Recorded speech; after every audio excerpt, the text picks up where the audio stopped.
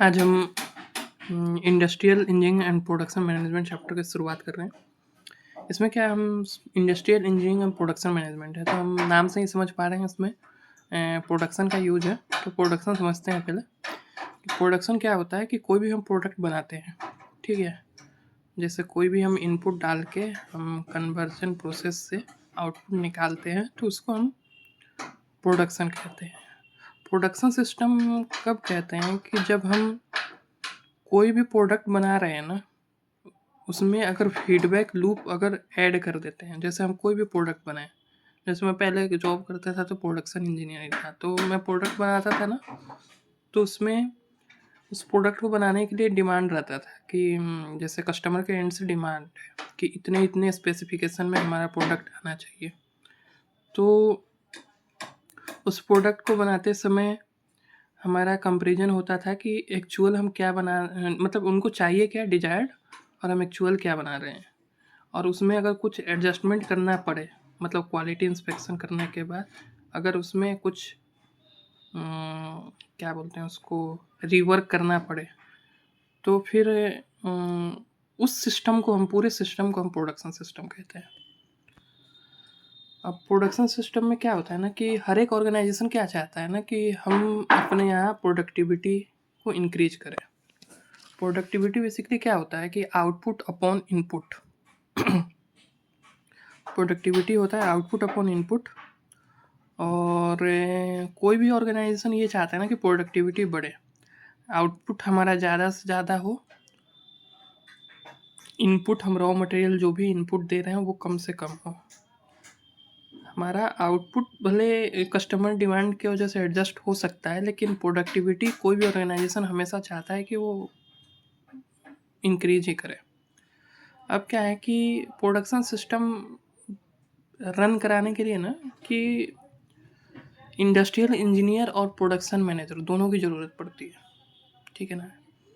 तो industrial engineer का role क्या रहता है कि वो शॉप फ्लोर पे लेआउट बनाता है, वहाँ पे कौन कौन सी मशीनें आएंगी, उनकी प्रोडक्टिविटी क्या होगा, ये सब इंडस्ट्रियल इंजीनियर का रोल रहता है। डिज़ाइन करना, डेवलप करना। प्रोडक्शन मैनेजर का रोल ये है कि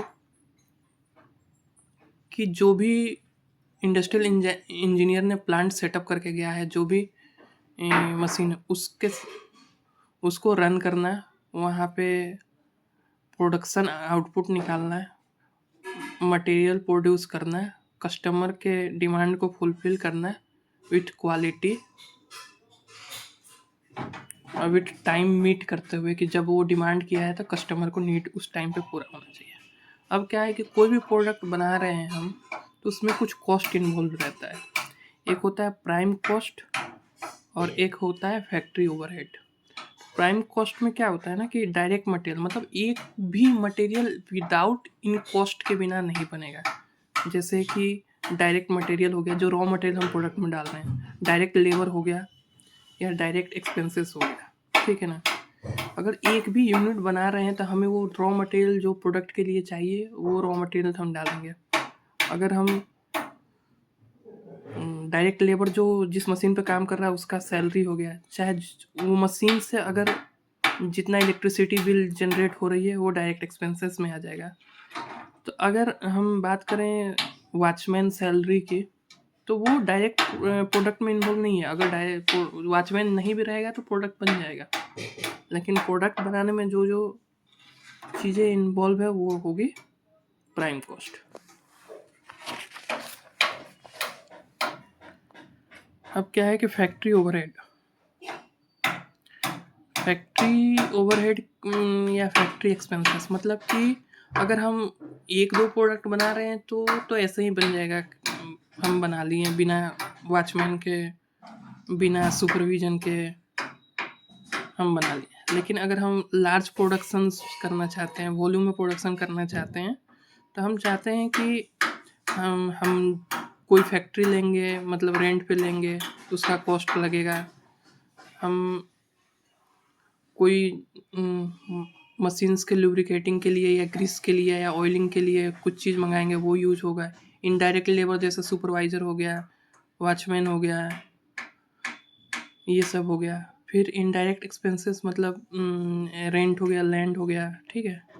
तो ये सब आ गया इनडायरेक्ट एक्सपेंसेस में। और फैक्ट्री कॉस्ट क्या होता है ना कि प्राइम कॉस्ट और फैक्ट्री ओवरहेड, इन दोनों को ऐड कर दो तो जो फैक्ट्री से बाहर प्रोडक्ट बन के तैयार है